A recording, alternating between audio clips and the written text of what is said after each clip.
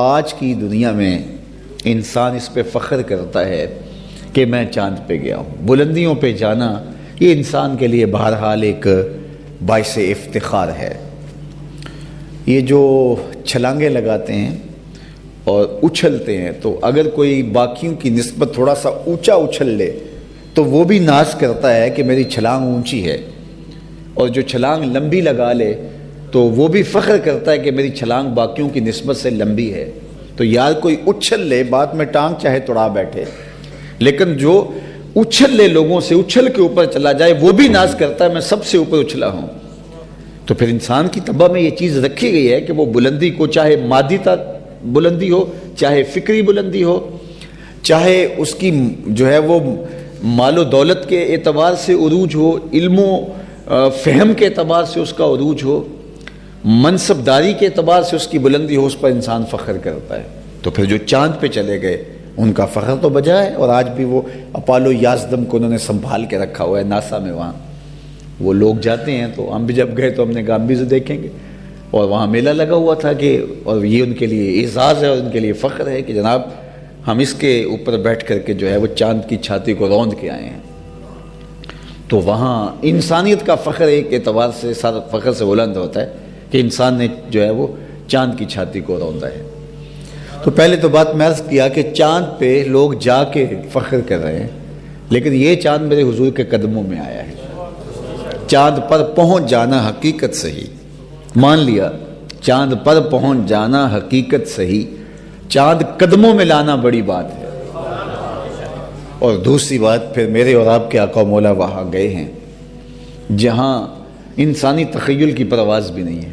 اچھا، بات نتیجے کی طرف میں آپ کے سامنے رکھنا چاہتا ہوں کہ اتنی بلندیوں پہ کروڑوں اربوں روپے خرچ کرنے کے بعد جو لوگ چاند پہ گئے ہیں، واپس پلٹ کے آئے تو فخر و مباحات کیا، پوری دنیا پہ دعوتیں کی، ملک و ملک گھومے، دنیا نے ان کو تکریمات دی، استقبالیہ دیے گئے، اعزاز و تکریم، پروٹوکول، بہت کچھ ملا کہ یہ ہیں وہ لوگ جو چاند پہ گئے تھے.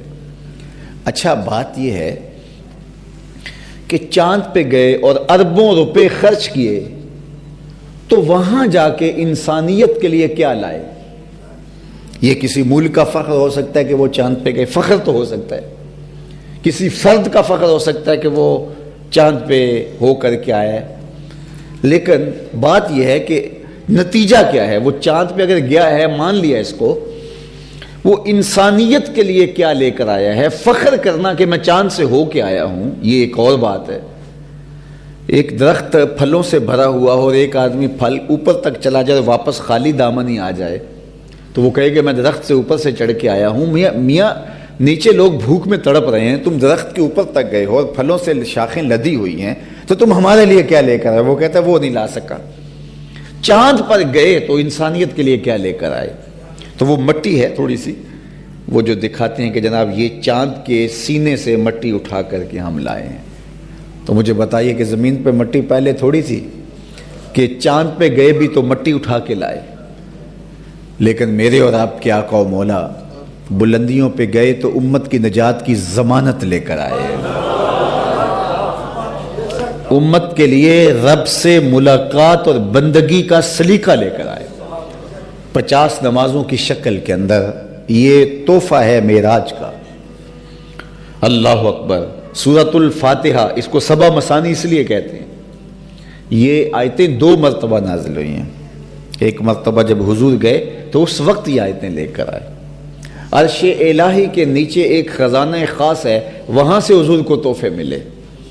خاص طور پہ بندے کے لیے سب سے بڑا اعزاز بندگی ہے، اور بندگی کا عملی ظہور نماز سے ہوتا ہے. آج کی